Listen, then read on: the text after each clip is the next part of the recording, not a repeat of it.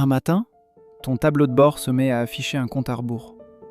Démarrage impossible dans le 800 km, puis 700, puis 600. Ta voiture roule parfaitement, aucun bruit suspect, aucune fumée, et pourtant, elle vient de fixer elle-même la date de sa propre mort. Ce n'est pas une panne, c'est un verrou.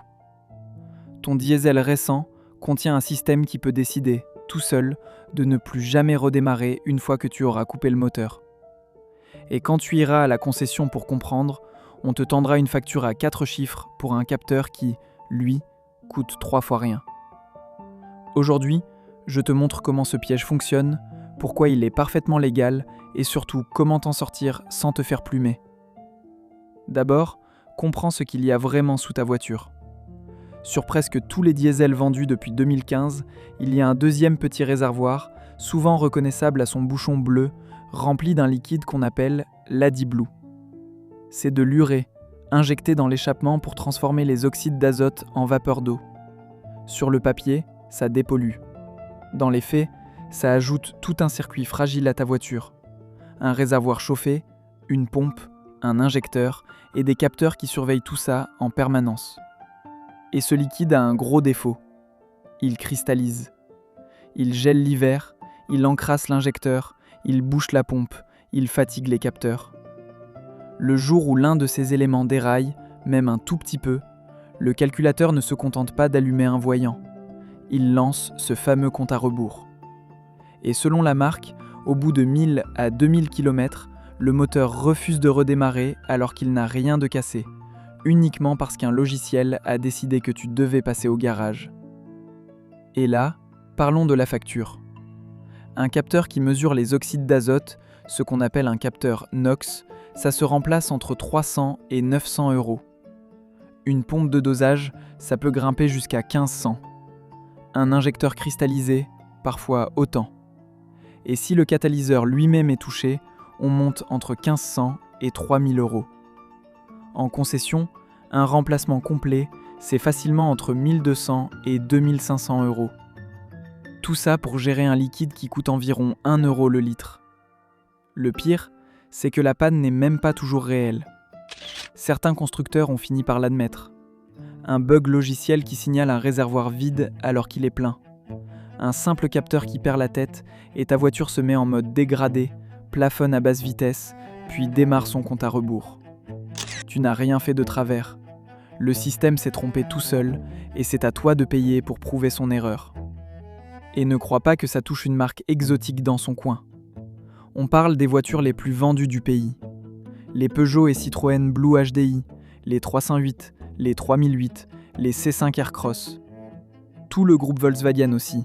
Les Golf, les Passat, les Tiguan, les Audi. Des millions de conducteurs roulent en ce moment avec ce compte à rebours endormi sous le capot sans même le savoir. Il attend juste qu'un capteur vieillisse. Et pour comprendre comment on en est arrivé là, il faut remonter à 2015.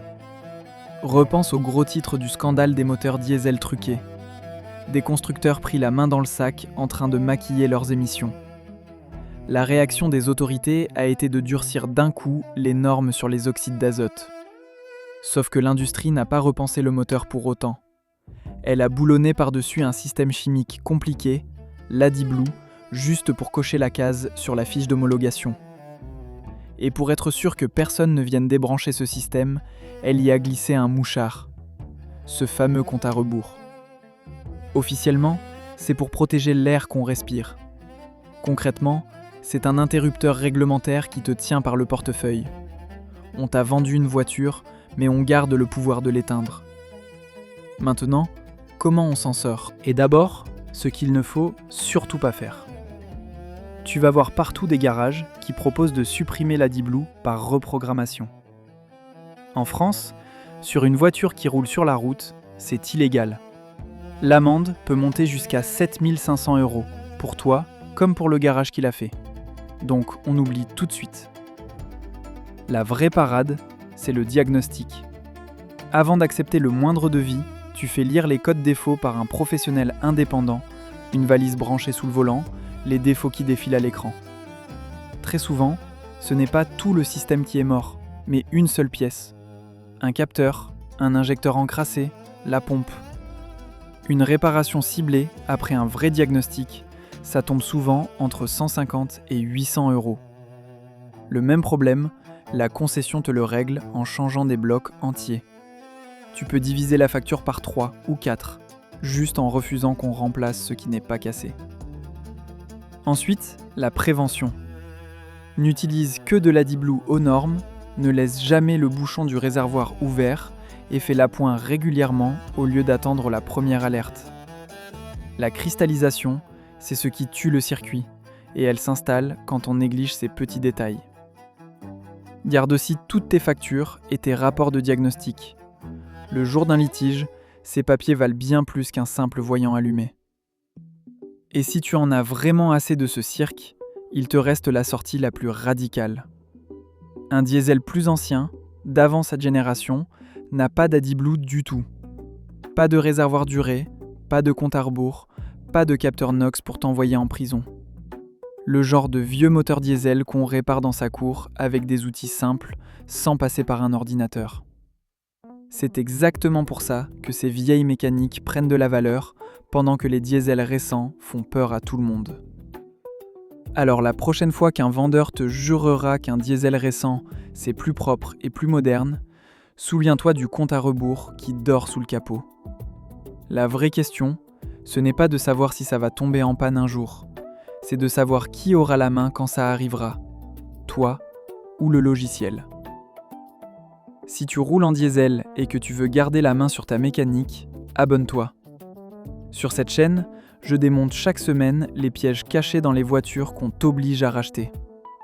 Parce que l'AdiBlue n'est que la partie visible. Le même verrou est en train de gagner tout le reste de ta voiture, jusqu'à la batterie que tu n'as bientôt plus le droit de changer toi-même. Si tu veux voir comment ils t'ont fermé le capot, la vidéo est là, sur ton écran. Clique.